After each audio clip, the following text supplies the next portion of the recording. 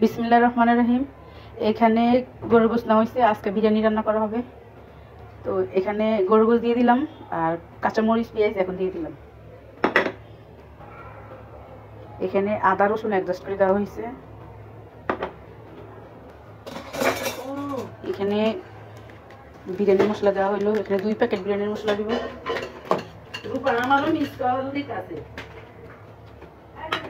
এখানে পরিমাণ মতো লবণ দেওয়া হলো। এখানে টক দই দেওয়া হয়েছে।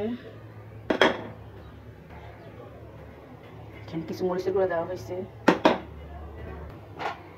এখন চুলে বসিয়ে দিব। এখানে সয়াবিন তেল দিয়ে দেওয়া হয়েছে। এখন ঢাকনা দিয়ে দিব। এখানে কিছু টেস্টি চাল দেওয়া হয়েছে। এখন লেড়ে দেওয়া হবে।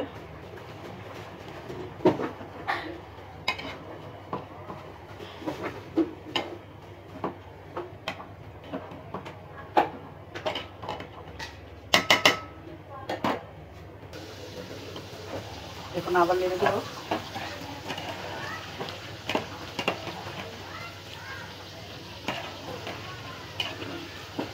সস আনতে মনে ছিল না, তাই সস দিতে পারি নাই।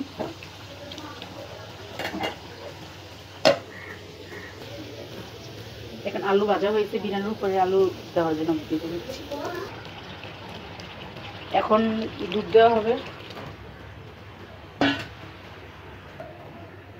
দুধ দিয়ে ঢেলে দেওয়া হলো।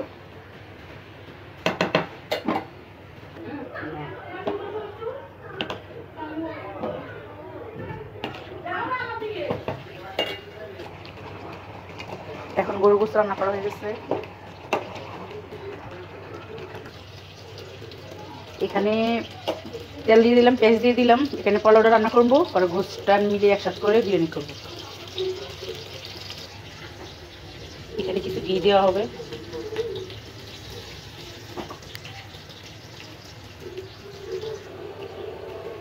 এখন চাল দিয়ে দেওয়া হবে।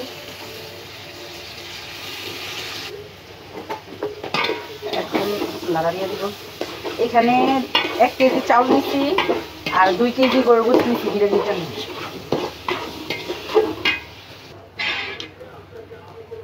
লবণ দিয়ে দিলাম। এখন পানি দিয়ে দিলাম। এখন কিছু দুধ দিয়ে দিলাম আর একটু দে চলবো। এখন গোশত দেওয়া হয়েছে। এখন গোশত দিয়ে অ্যাডজাস্ট করে নিব।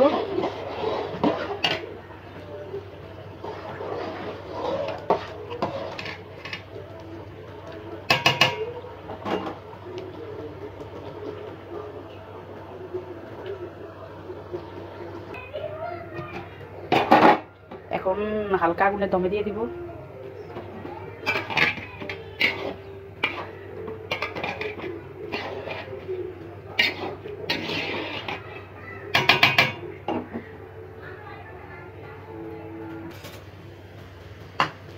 এখানে কিছু কাঁচা পেঁয়াজ দিয়ে দিব।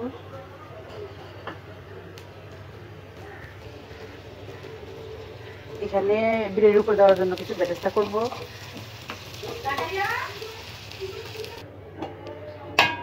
এখন লাড়া দিয়ে সবকিছু ওকে করে দিলাম। এখন সবকিছু দিয়ে দিব।